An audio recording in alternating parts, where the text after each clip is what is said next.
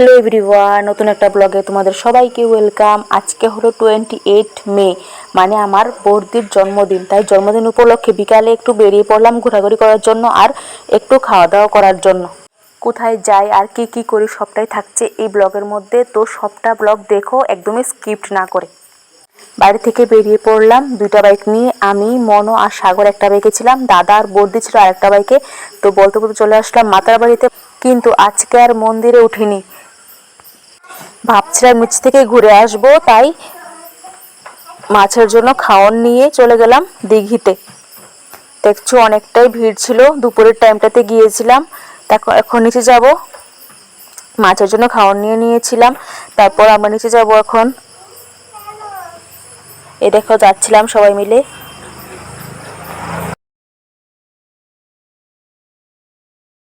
প্রায় অনেকদিন পর পর তো যাওয়া হয় মাথার বাড়িতে, কিন্তু দিঘিতে গিয়ে ওই কচ্ছপগুলিকে দেখতে পাই না, জলের নিচেই থাকে, পাড়ের সামনে আর আসে না। কিন্তু আজকে মনো খাওয়ান দেওয়ার সাথে সাথেই একটা কচ্ছপ খাওয়ার জন্য উপরে উঠলো। দেখবে একটু পরেই দেখা যাবে। এই দেখো কচ্ছপটা আসলো বিস্কুট খাওয়ার জন্য।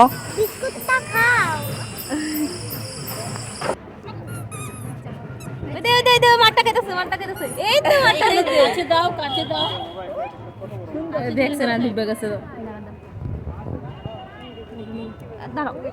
কোন দেশ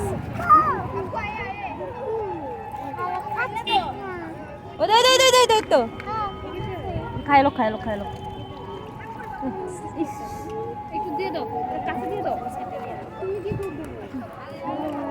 এই রাম কুন্ডা ছেড়ে কুন্ডা খাইবো।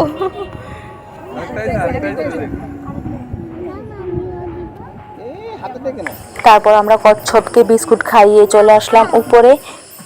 এখন আমরা যাব ওই সাইডে।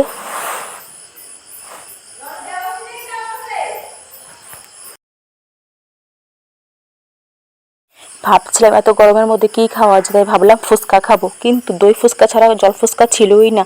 তাই অনেকটি দোকান ঘোরাঘুরি করার পরও জল ফুচকা পেলাম না, তাই আর আমরা ওইখান থেকে ফুচকা খেলাম না। তারপর সোজা চলে আসলাম।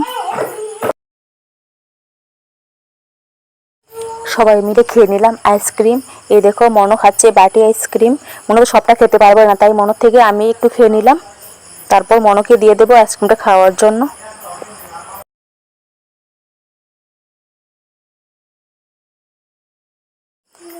একটু পরে মনো আর আমি একটা ভিডিও ক্লিপস নিয়ে নিলাম তোমার সাথে শেয়ার করার জন্য।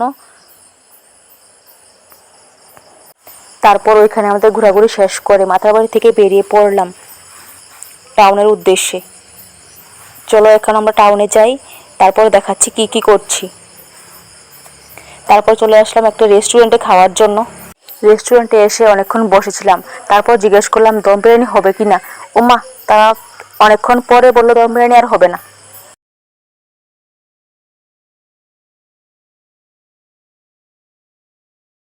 তারপর আর কি করব, ওখান থেকে বেরিয়ে চলে গেলাম আরেকটা রেস্টুরেন্টে দম বিরিয়ানি খাওয়ার জন্য।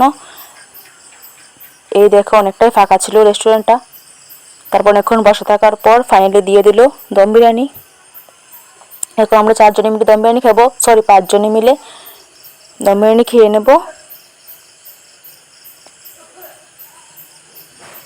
এই দেখো আমার দম বিরিয়ানি রেডি হয়ে গিয়েছে। এখন দিয়ে দিল দম বিরিয়ানি, সাথে ছিল 4টা কোল্ড ড্রিঙ্কস আর দম বিরিয়ানি দিয়ে খাওয়া দাওয়াটা অনেক দারুণই ছিল।